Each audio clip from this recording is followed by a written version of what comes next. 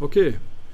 Vous savez qu'on peut créer des styles d'objets, c'est-à-dire que si je dois reproduire ça sur un autre objet, je ne vais pas devoir tout recommencer. Je peux stocker la description de tout ça dans un style d'objet. On va faire ça. Alors ça, c'est une partie intéressante de InDesign. Donc, dès qu'on parle d'éviter de bosser trop et d'automatiser, ça peut être intéressant. Menu fenêtre, style, style d'objet.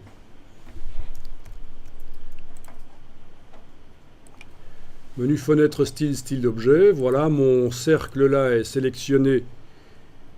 On voit que j'ai démarré d'un objet qui n'avait pas de style. C'est le style sans, S-A-N-S. Mais il a été modifié. Le petit signe plus à côté me dit, tiens, tu as démarré d'un objet qui n'avait pas de style. Mais tu as ajouté des fonds, des contours, tu as fait plein de trucs, une marge intérieure, etc. Et voilà. Donc c'est ça que ça veut dire le petit signe plus. Ça veut dire que par rapport au style qui est actuellement sélectionné là dans la palette des styles, quand cet objet est activé, eh bien, il y a eu des modifications qui ont eu lieu. Et d'ailleurs, au fait, si on positionne le pointeur par-dessus le style ici, ça vous indique toutes les modifications. Donc, voilà. Bon, ici, on va créer un nouveau style au départ de cet objet. Donc, on va faire nouveau style d'objet dans le menu ici. Vous allez lui donner un nom.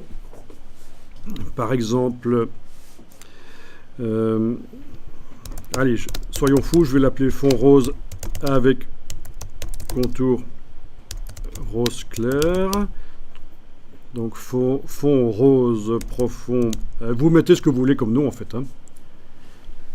Alors quand vous êtes débutant dans InDesign, faites bien attention à ceci. Chaque fois que vous créez un style, que ce soit un style d'objet, de paragraphe, de caractère, de cellule, de tableau, etc. Vérifiez toujours qu'il est indiqué ici d'après 100. Sinon, vous allez créer des parentages de styles, c'est-à-dire que vous aurez un style parent et un style enfant. Et ça, c'est pour les utilisateurs avancés. Donc, retenez bien ça. On crée un style d'objet, on vérifie qu'il est toujours indiqué d'après 100. Et si ce n'est pas le cas, vous devrez manuellement changer ici et mettre 100. Sinon, vous n'allez pas comprendre ce qui arrive. Vous allez modifier un style et ça va être un autre style qui va se modifier aussi. Parce qu'il est l'enfant du style que vous modifiez. Ici, c'est la description de tout ce qui concerne l'objet. Bon, il y a des choses qui n'ont pas été modifiées, bien sûr. Ce qu'on a été modifié, c'est la couleur de fond, la couleur de contour. Et dans les options générales de bloc texte, on a été mettre une marge qui n'était pas cette valeur-là au début, mais comme j'ai redimensionné avec l'outil de transformation manuelle, la valeur a changé. Voilà, ben, vous cliquez sur OK, vous avez créé votre style. Attendez un peu, dans Général, appliquer le style à la sélection n'est pas coché. C'est intéressant de voir ce que ça va faire si on le laisse décocher. Il y a un aperçu, ça c'est quand on modifie le style qui est déjà appliqué sur un objet. Ça va permettre, en modifiant les paramètres ici, de voir sur le ou les objets qui utilisent ce style, de voir les modifications en fait.